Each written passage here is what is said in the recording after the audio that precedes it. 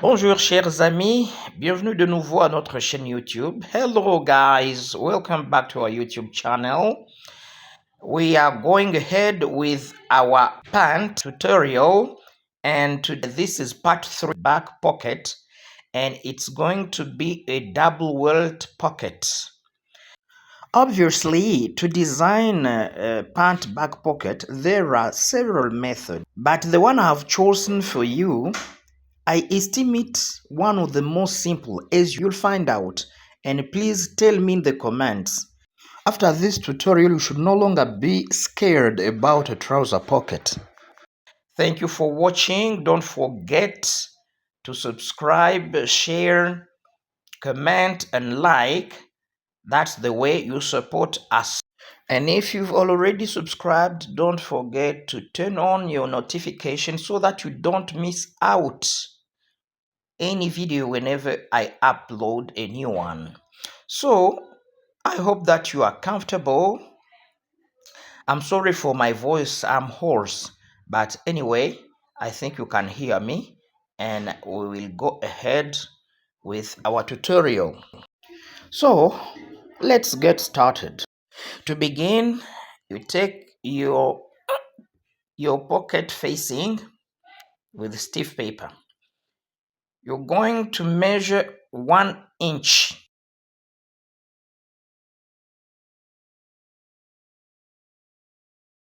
You are going to measure 1 inch, and here you have to be accurate in your measuring and cutting. Strictly 1 inch.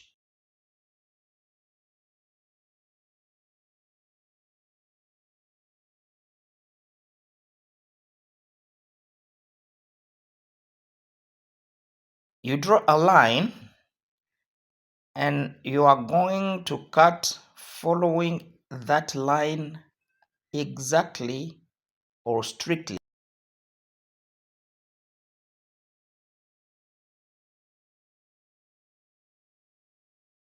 I remind you that this is the pocket facing. Now you are going to split it. One part of it will be 1 inch wide, exactly 1 inch wide. So this strap 1 inch, you fold it. When you fold it, when it's folded, it will be ½ inch. Then you take your mat, your back piece, and you are going to close that dart. When you close the dart, measure 3 inches and a half. 3 inches and a half, and we are going to close it up to that point, 3 inches and a half. So after showing there, see the way I lock my dart. In order to avoid stress, when you lock with the machine, sometimes it loses the line, so I prefer locking it like this. Then you place your pocket material on the sewing table.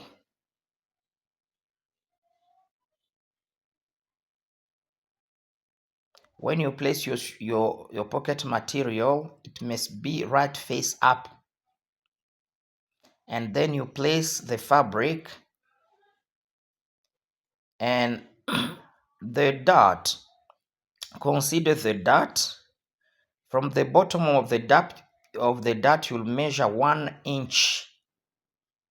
And the pocket material must start from that 1 inch downward.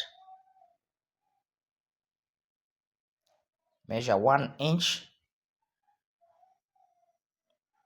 1 inch to the pocket material, and you place it that 1 inch above the bottom of your dart. Consider the center of your pocket material. You can notch the center, and that center must align with the dart. as you can see. Align the center of your pocket material with the dart.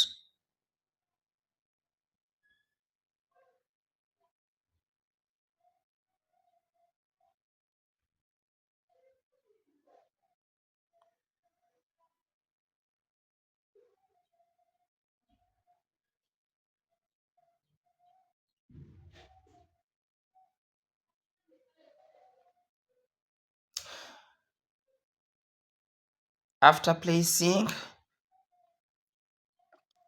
placing your pocket,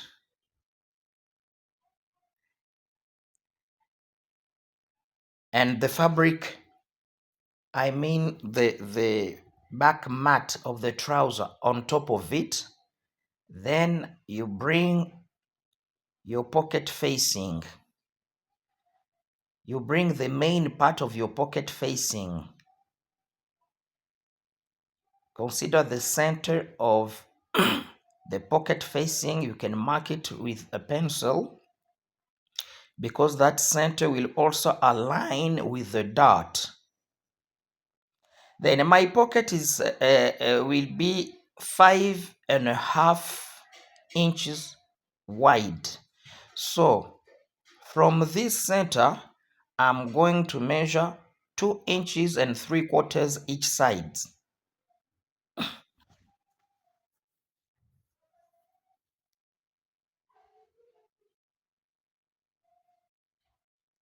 You measure 2.75 inches each side from the center.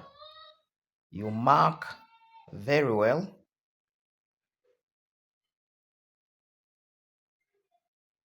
You mark clearly. It must be clear enough because that mark is very essential when you are sewing this pocket facing to the fabric. Now you will leave 1/4 inch allowance on top. I think you can see that when you place this pocket facing, the sidged face turns down. Then you sew leaving 1/4 inch up. When you place it on the mat, you can leave 1/4 inch from the dart. Then you will take the small strap, the 1 inch strap, which is to be folded. And once it's folded, it's now 1/2 inch. And you lay it on the mat. You marry it with the main pocket facing. They must marry perfectly. They marry perfectly. Then you extend those marks.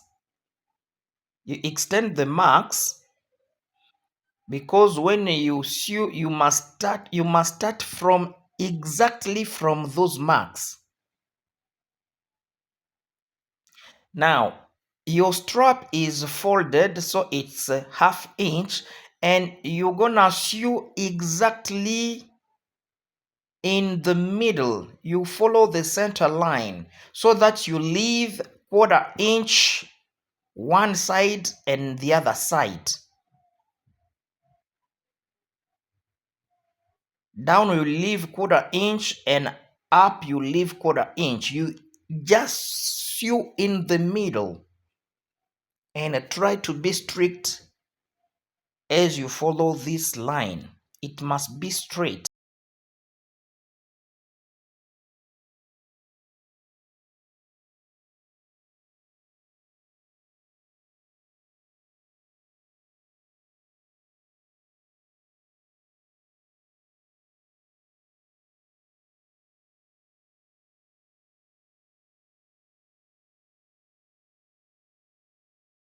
Quarter inch up, 1/4 inch down. Make sure it's strictly in the middle.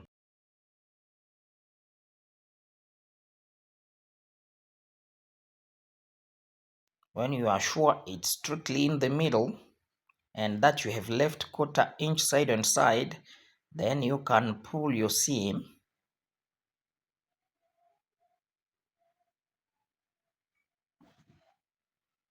Also be sure they marry.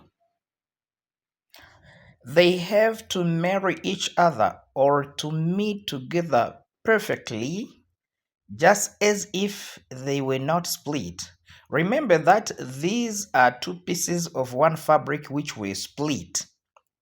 So here they have to come back together as if they were still one fabric. That's what I'm meaning. At this level, please take your time, don't rush. You have to take care on what you are doing.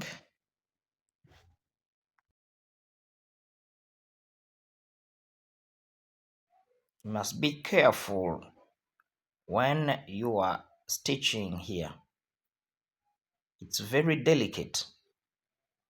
So now, after stitching here, the next step you are going to turn your mat and see if the two lines are parallel and if their beginning point and ending point match perfectly. So now, if that is the case, the following step is you are going to cut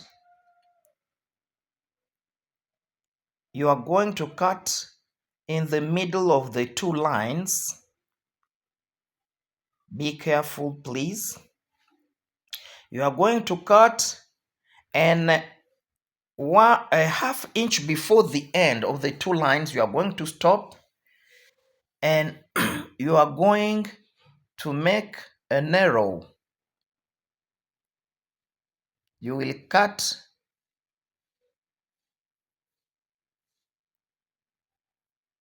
as you can see.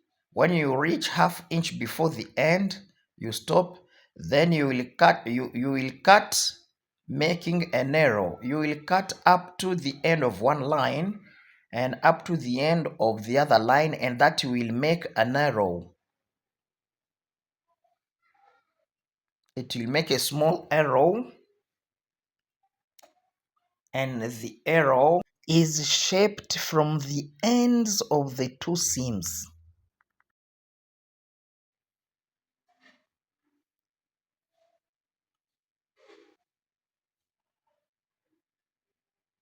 Try to pay attention how I'm doing it here, please.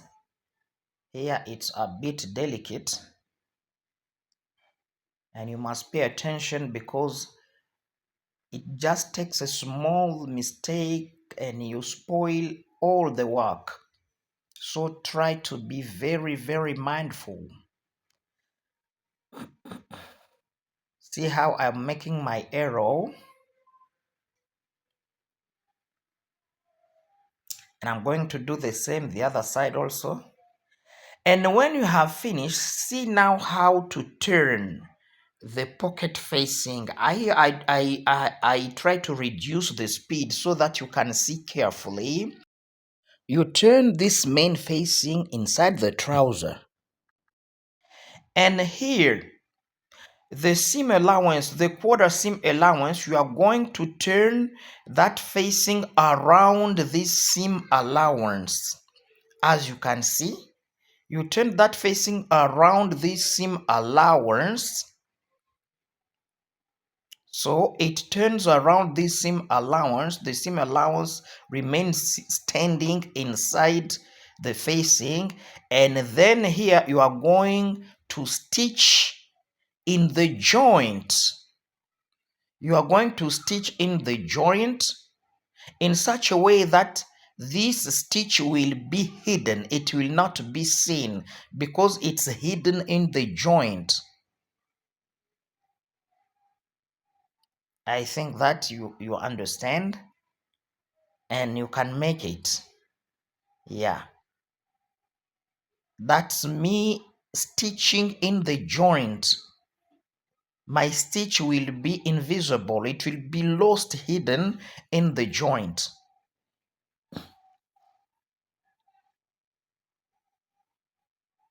You see? And that makes already the down welt. The down welt is made already. So after this now I'm going to turn the I'm going to turn inside the other facing the strap. I'm going to turn it so that the neat part will look down and it will form my up welt, and there I'll have already my two welts.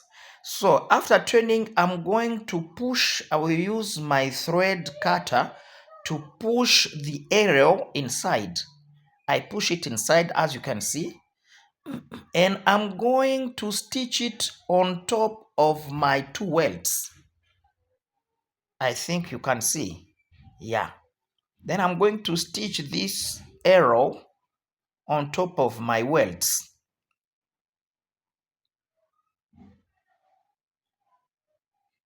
There is nothing difficult here provided you focus. You have to be focused, to be mindful, just to handle these small details properly. And you will see that everything becomes simple.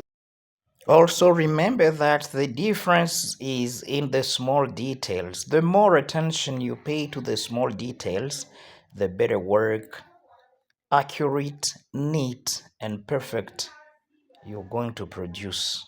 But if you don't care about the small details, you'll produce an ordinary work. If you want to be special, you must adopt a special way of doing things. Can you see now? Do you see how it looks outside? So I do the same with the other arrow, the arrow on the other end, and I stitch it on the welt just the same way I did with the other arrow. Let me say it again, and I think we are not annoyed. If you want to be different, then accept to do things differently. That's the only way you can expect different result, not common result.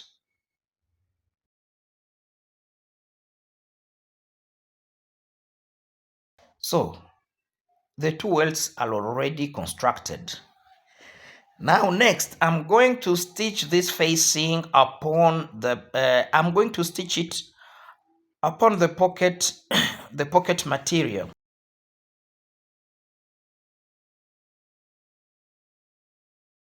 I want to hold it down on the pocket material. So you stitch.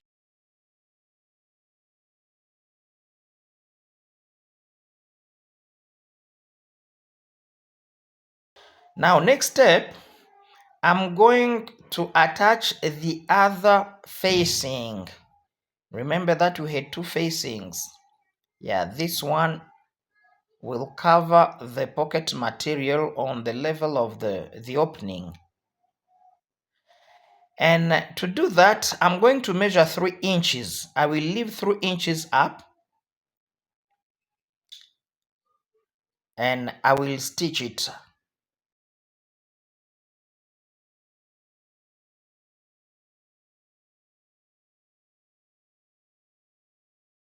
Well, the progress is positive. It's good. So you're gonna fold your pocket material. You fold it up, and when you fold it, consider that the facings. Consider that the other facing matches with the opening of the pocket. Consider that it covers the opening of the pocket. Then you're gonna make a hook.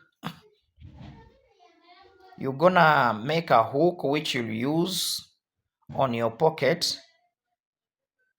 because you can need to use the button on your pocket, this hook will close it. It's very important to provide this hook.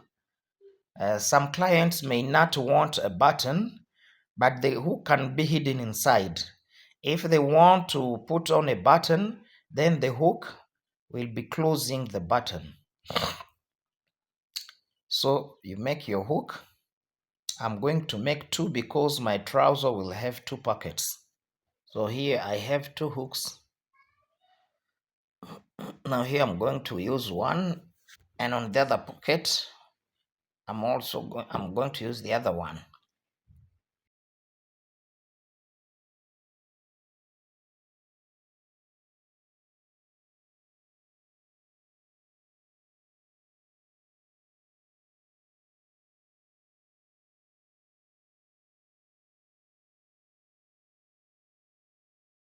So my hook is ready. Now I'm going to place again my mat on the machine. I'm going now to lock here. I'm going to top stitch,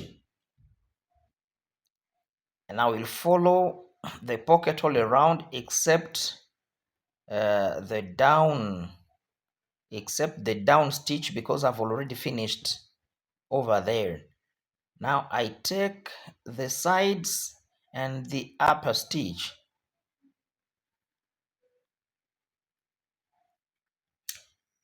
You'll position your hook on the center. Ensure the dot line is between the two arms of the hook.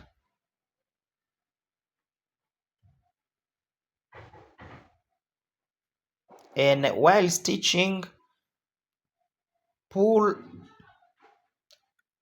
the fabric to make sure that it's flat. You pull the fabric to make sure that it's flat. Another thing, you don't stitch in the seam, but as close as possible. You can consider 2 to 3 millimeters away from the seam. That's where you stitch. Because actually this is not a stitch in the stitch, but a top stitch. This is another small detail not to be overlooked. Voila, the pocket is almost drawn. You can see the pocket is already designed. So now we are going to close it here inside. You're gonna fold the seam allowances. The seam allowances, you fold them inside and you just top stitch. You can see you are folding the seam allowances inside and you top stitch. You are going to stitch all around. Where there is seam allowance, you fold inside ward, as you can see. I'd like you to notice when I reach this level, the way I fold this remaining part, it's not straight, but I fold it and you will see the shape. You see now the shape it has. And last but not least, you need to attach that part. You attach it to the main fabric, and while doing so, you should use not more than a 1/4 inch seam allowance. Why? Because this accessory seam should be hidden in the waistband. It's not main seam. It's just helping to hold down the two fabrics together. Yeah, this pocket is ready.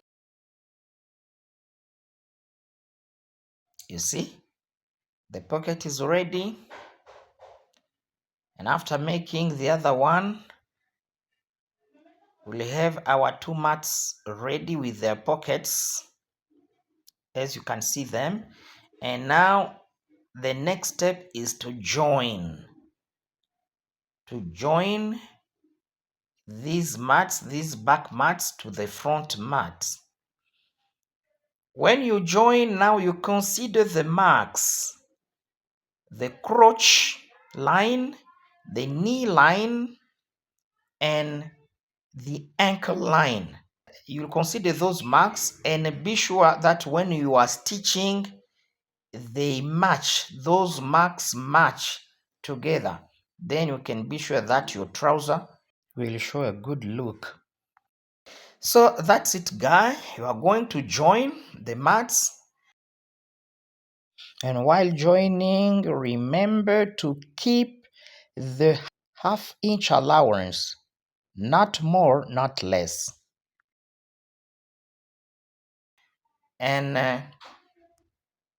after joining, this step will be over. In our next video, we are now going to address the waistband. We are going to attach our waistband to this main trouser.